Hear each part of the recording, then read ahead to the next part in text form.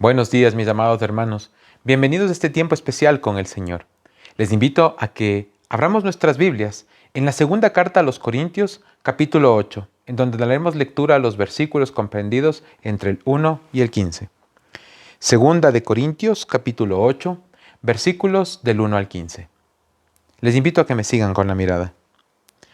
Asimismo, hermanos, os hacemos saber la gracia de Dios que se ha dado a las iglesias de Macedonia, que en grande prueba de tribulación, la abundancia de su gozo y su profunda pobreza abundaron en riquezas de su generosidad.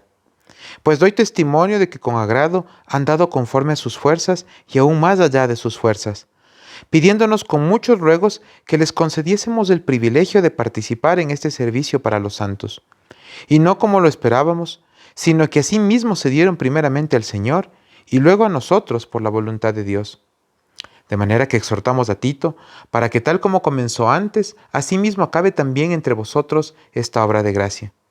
Por tanto, como en todo abundáis, en fe, en palabra, en ciencia, en toda solicitud, y en vuestro amor para con nosotros, abundad también en esta gracia.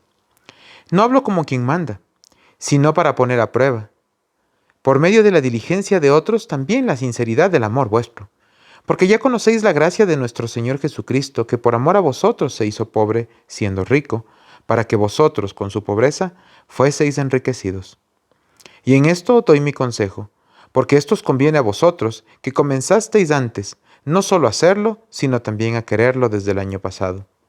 Ahora pues, llevad también a cabo el hacerlo, para que como estuvisteis prontos a querer, así también lo estéis en cumplir conforme a lo que tengáis. Porque si primero hay voluntad dispuesta, será acepta según lo que uno tiene, no según lo que no tiene. Porque no digo esto para que haya para otros holgura y para vosotros estrechez, sino para que en este tiempo, con igualdad, la abundancia vuestra supla la escasez de ellos, para que también la abundancia de ellos supla la necesidad vuestra, para que haya igualdad.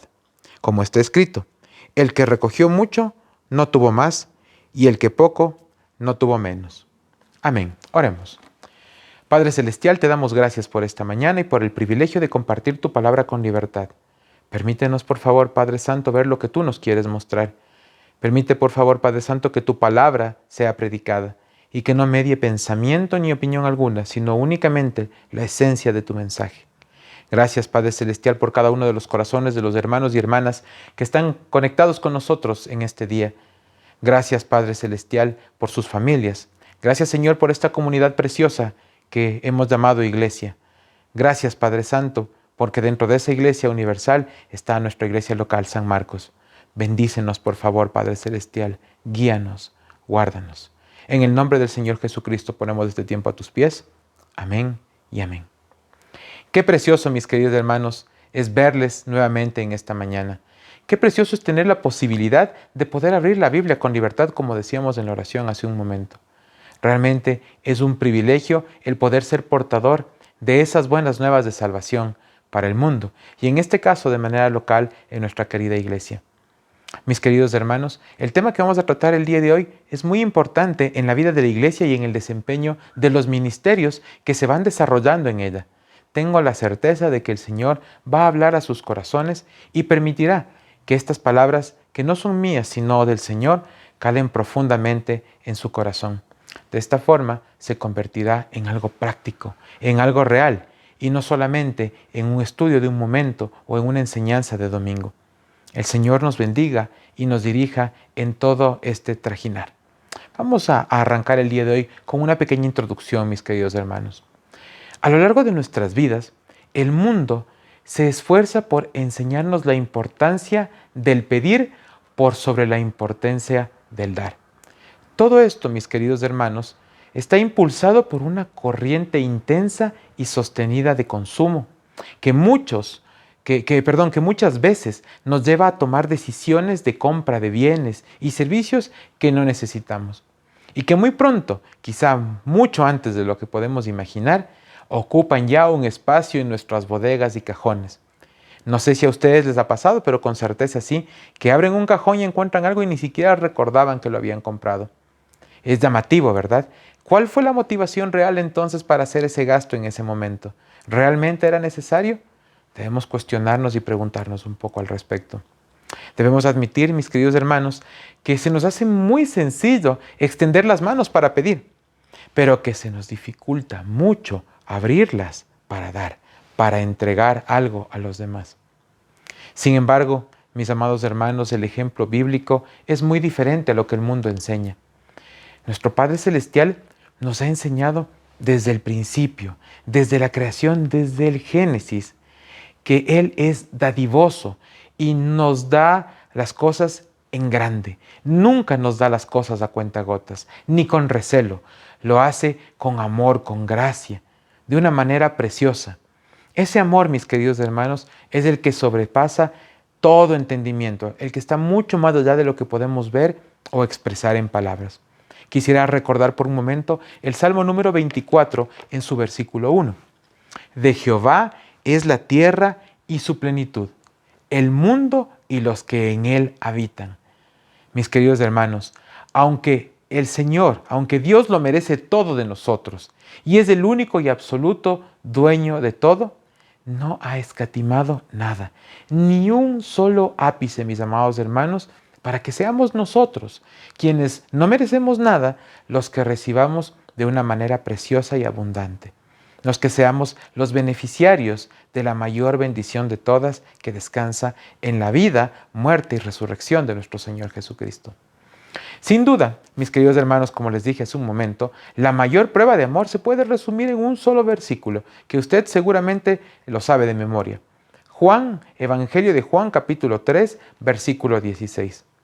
Porque de tal manera amó Dios al mundo, que entregó a su Hijo unigénito, para que todo aquel que en Él crea no se pierda, mas tenga vida eterna. Estoy seguro que al leer estas palabras algo se estremeció en sus corazones, mis queridos hermanos, porque así entendemos el amor del Señor, o al menos tenemos una idea de cómo funciona y de cuán grande es ese amor. Quiero invitarles, queridos hermanos, a que en esta mañana escuchemos con atención lo que el Señor nos dice por medio de su palabra.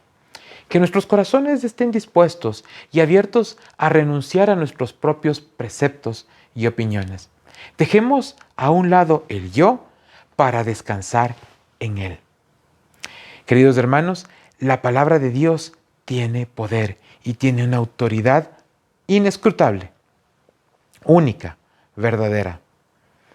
La segunda carta a los Corintios, mis queridos hermanos, que es la porción o es el libro en donde vamos a sustentar la prédica de esta mañana, tiene varias particularidades que no quisiera dejar de mencionar. Esta segunda carta, mis queridos hermanos, se puede resumir de manera general como la defensa del ministerio apostólico de Pablo. Durante los primeros 7 capítulos vemos claramente la explicación del ministerio de Pablo desde el consuelo de Dios hasta el gozo de la llegada de Tito, que venía cumpliendo una función específica que vamos a ver un poquito en el día de hoy, aunque hay algunos detalles que históricamente no se conocen. Por su parte, los capítulos 8 y 9 tratan a profundidad los aspectos del dar, del ofrendar para que los demás creyentes, en este caso representados por la iglesia de Jerusalén, puedan recibir algo, para que puedan ser parte de esa bendición. Como acabamos de leer, nos concentraremos o nos centraremos ahora en los primeros 16 versículos del capítulo 8, para lo cual nosotros podríamos dividir esta porción de 16 partes en 3 grupos grandes. El primero de ellos, comprendido entre los versículos del 1 al 7, en donde vemos el ejemplo de las iglesias localizadas en Macedonia. La segunda sección, versículos 8 y 9 de este capítulo 8, en donde vemos el ejemplo de Cristo. Finalmente, los versículos del 10 al 15, con el que cerramos el mensaje del día de hoy, en donde Pablo exhorta y estimula el ofrendar de los creyentes. Antes de proseguir, quisiera dejar clara la postura de la iglesia en referencia al dar. No existe, mis queridos hermanos, ni existirá nunca un control sobre los ingresos de las familias, ni una presión de ningún tipo para solicitar a la congregación diezmos u ofrendas de ninguna naturaleza. Pues siempre se ha reconocido, queridos hermanos, que este aspecto en la vida del creyente es algo muy personal, es algo entre usted y el Señor. es a Él a quien debemos dar cuentas de nuestra mayordomía, de la forma en la que estamos administrando esas bendiciones que el Señor ya nos ha dado. Por tanto, mis queridos hermanos, el mensaje de esta mañana se enfoca fundamentalmente en observar el ejemplo bíblico y su extrapolación a nuestros tiempos, su aplicación a nuestra realidad y el rol que desempeñamos como creyentes en la obra del Señor, que nuestra iglesia local lleva adelante. ¿Sí? Esos ministerios, esas actividades que ustedes han visto que se van desarrollando y que también requieren de recursos para poder salir adelante. Es verdad, mis queridos hermanos, no podemos negar eso. Sin embargo, hemos dado y seguiremos dando testimonio de la fidelidad de Dios para sostener a la obra, porque el Señor ha sido fiel primero con ustedes, que ofrendan con amor, y después con su iglesia, que busca expandir el reino.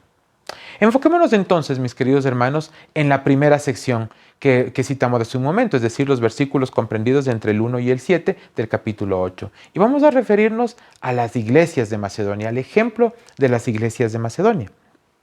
Quisiera iniciar el estudio con los versículos 1 y 2.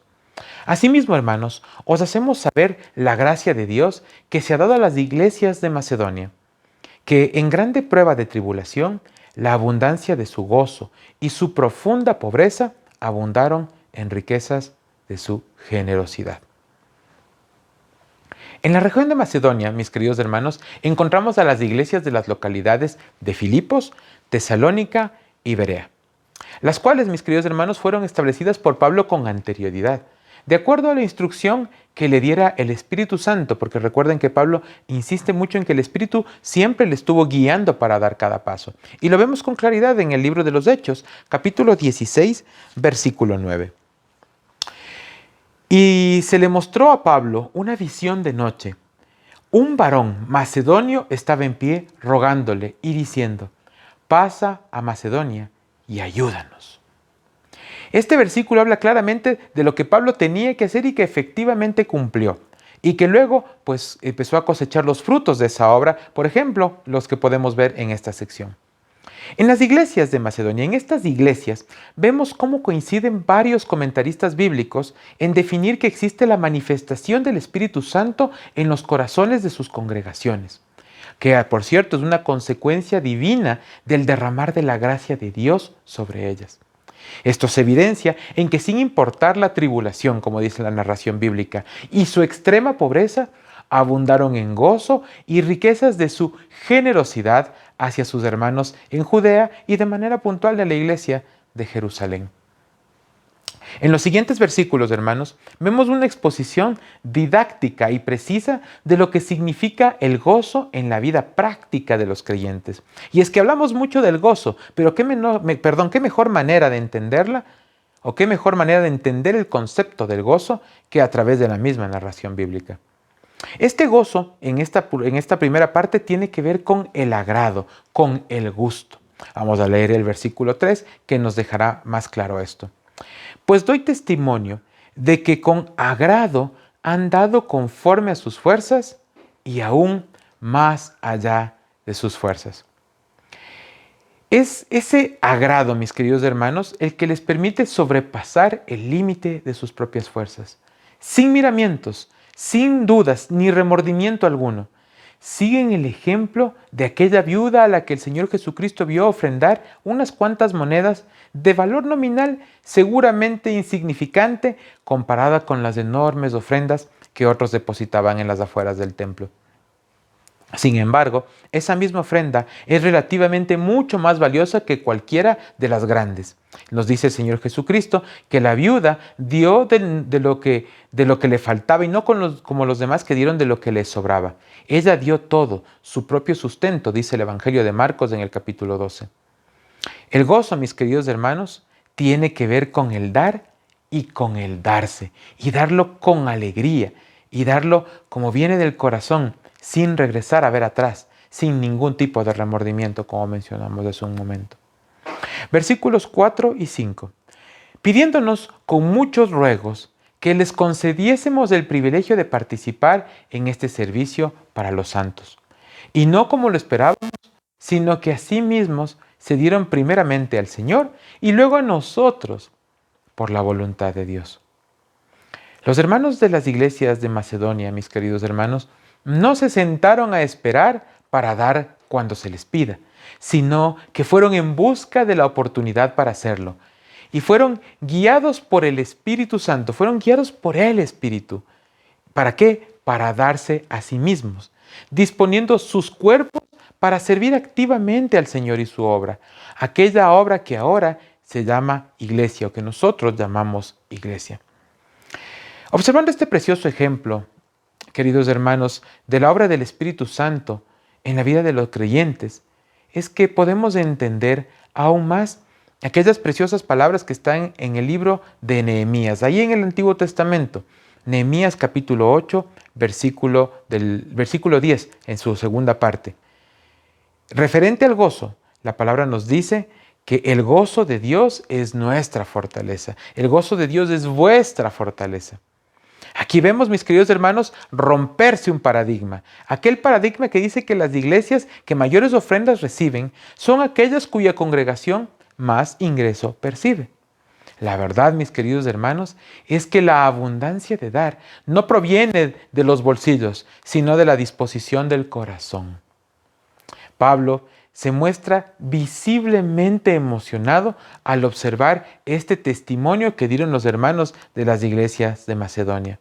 Es precioso ver cómo lo han hecho y Pablo no lo oculta y se ve en la narrativa bíblica cómo lo va haciendo. Quisiera que avancemos un poco más para verlo. Versículos 6 y 7. De manera que exhortamos a Tito para que tal como comenzó antes, asimismo acabe también entre vosotros esta obra de gracia. Por tanto, como en todo abundáis en fe, en palabra, en ciencia, en toda solicitud y en vuestro amor para con nosotros, abundad también en esta gracia, nos dice la palabra del Señor.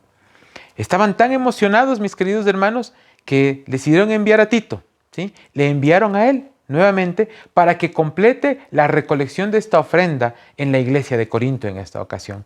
¿Sí? Dijeron, mira cómo lo hicieron de bien los hermanos en las iglesias de Macedonia. Ven, Tito, ven acá ahora a la iglesia de Corinto, en donde hay con esa expectativa la posibilidad de recoger aún más para poder bendecir a la iglesia de Jerusalén que pasaba por terribles momentos de tribulación.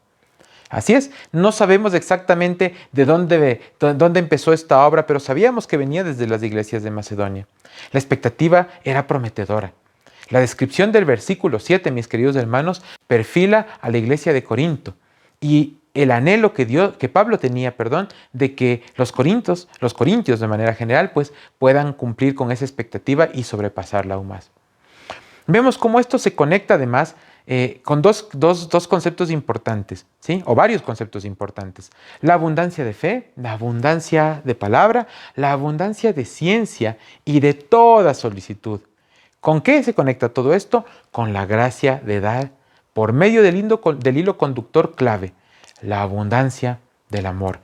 ¿Qué diremos del amor? Lo dice el mismo Pablo en la primera carta a los Corintios en esta ocasión, capítulo 13, versículo 3. Y si repartiese todos mis bienes para dar de comer a los pobres, y si entregase mi cuerpo para ser quemado, y no tengo amor, de nada me sirve. Sin duda, mis queridos hermanos, el factor clave de éxito en las iglesias que mencionamos hace un momento es la obra del Espíritu Santo, que lleva a los creyentes de ese tiempo y de nuestros días también a seguir el ejemplo de Cristo. Mismo que se resume en la segunda sección de este mensaje, cuando damos lectura a los versículos 8 y 9 de la segunda carta a los Corintios, que también lo mencioné hace unos minutos. Versículos 8 y 9.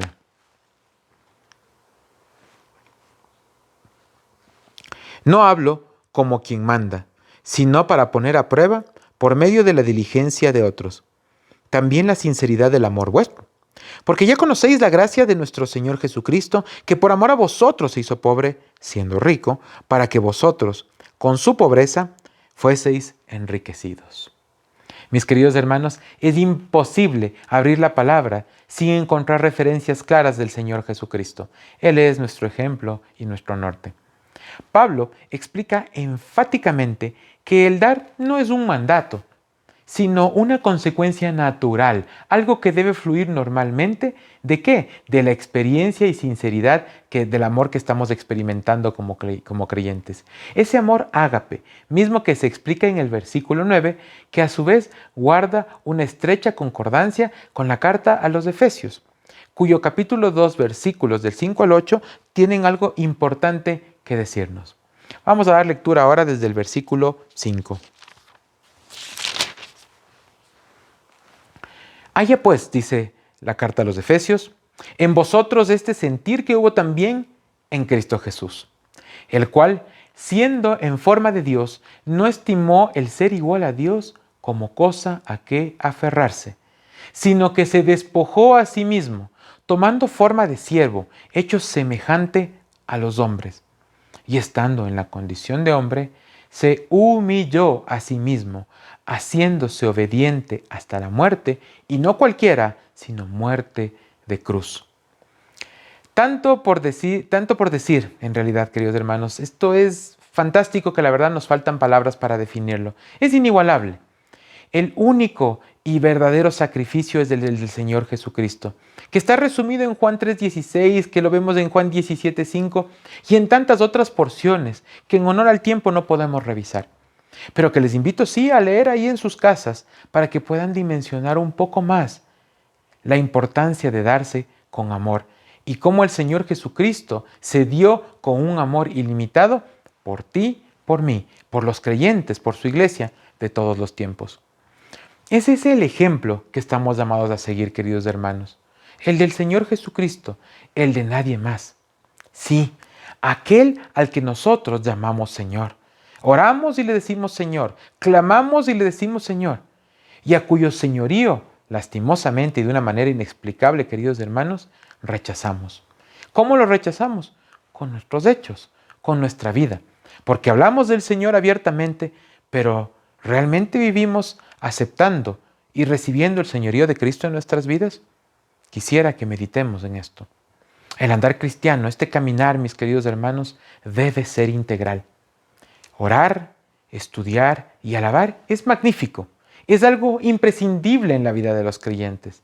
Sin embargo, la práctica del amor en el dar es la arista que da fondo al testimonio.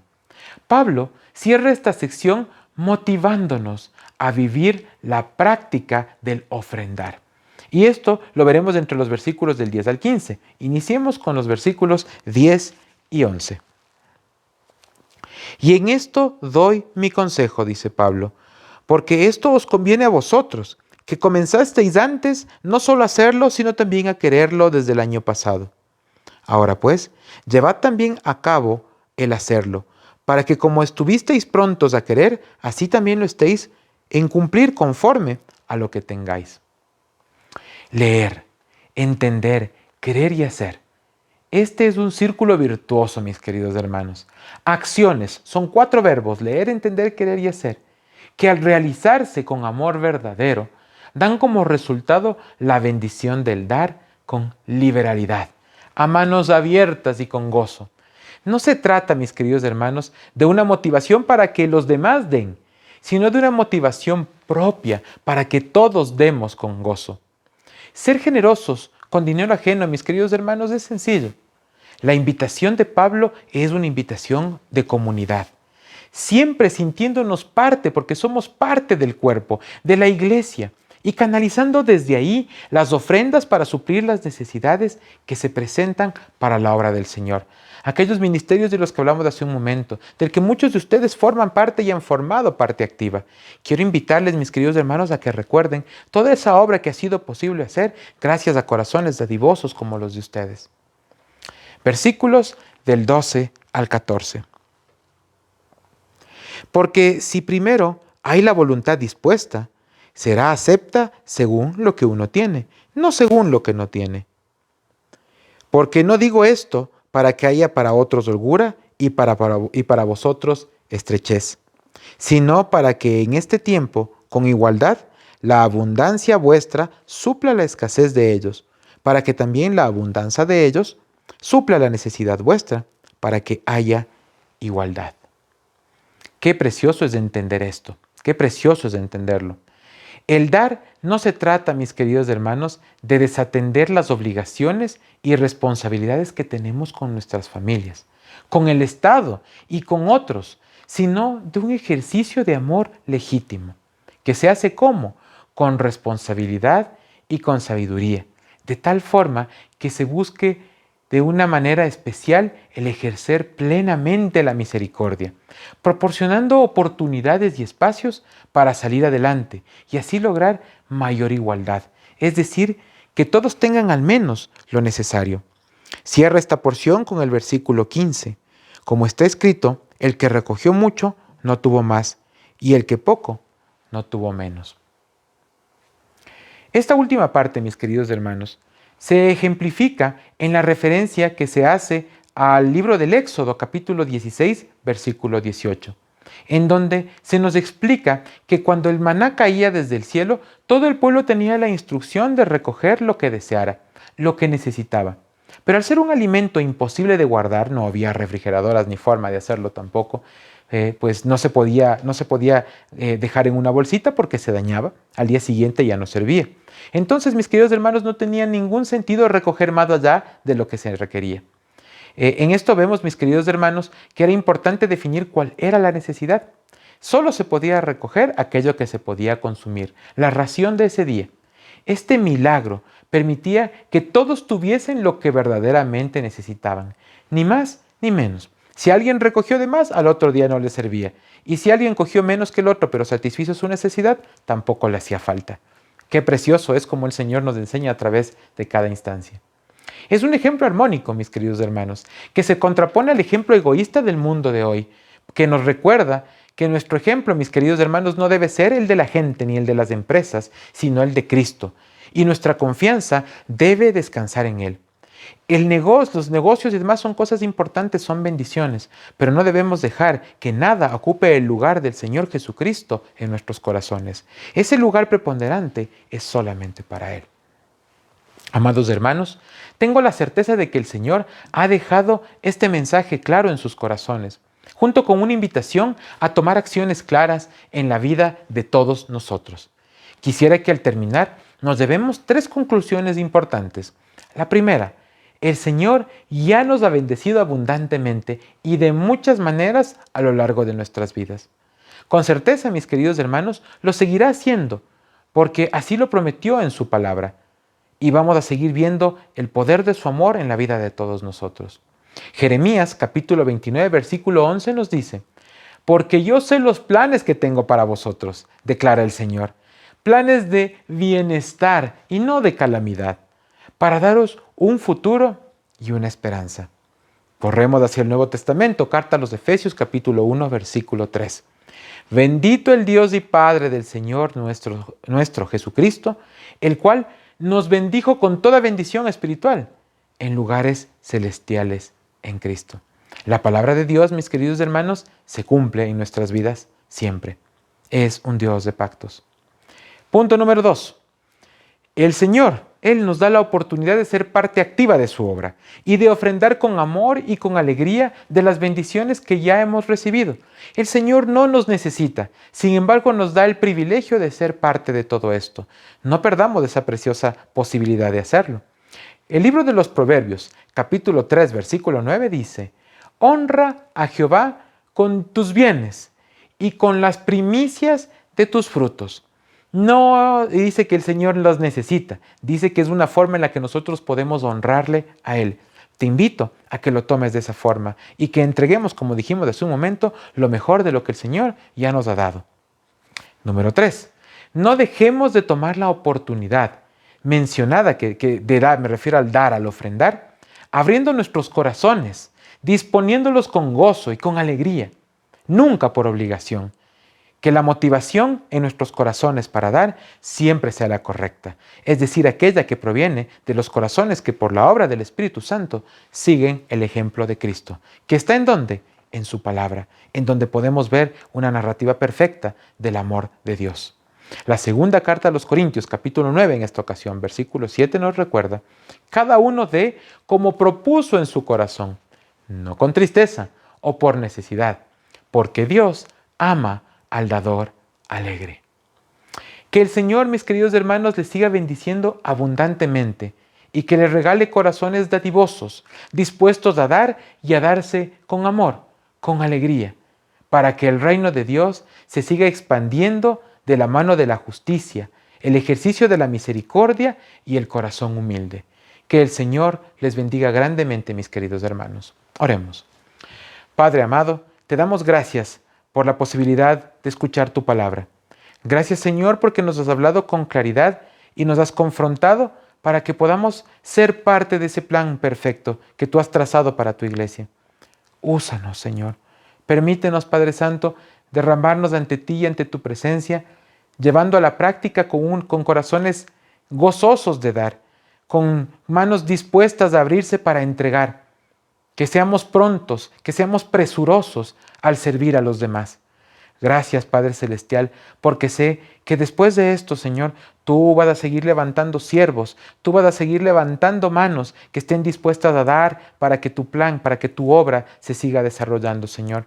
No porque tú lo necesites, sino porque tú has dispuesto eso como algo natural, como un fruto de esa relación íntima y personal contigo. Gracias, Señor mío, por la posibilidad de hablarlo con tranquilidad, de hablarlo con amor. Gracias, Padre Celestial, por el privilegio de dar. Gracias, Padre Celestial, por el privilegio de dar nuestras vidas y ofrendarlas a ti y a tu servicio. Gracias, Señor, por mis amados hermanos. Gracias, Señor, por esta preciosa iglesia. En el nombre del Señor Jesucristo ponemos a tus pies todo esto. Amén y amén. Quiero invitarles, mis queridos hermanos, a que recibamos la bendición del Señor. Tomada de la misma carta a los Corintios, de la segunda carta a los Corintios, en el mismo capítulo 2, pero esta vez vamos a dar lectura a los versículos que están en el capítulo 13, en la bendición final. Por lo demás, hermanos, tened gozo, perfeccionaos, consolaos, sed de un mismo sentir y vivid en paz, y el Dios de paz y de amor estará con vosotros. La gracia del Señor Jesucristo, el amor de Dios y la comunión del Espíritu Santo sean con todos vosotros. Amén. Que tengan una excelente tarde, mis amados hermanos.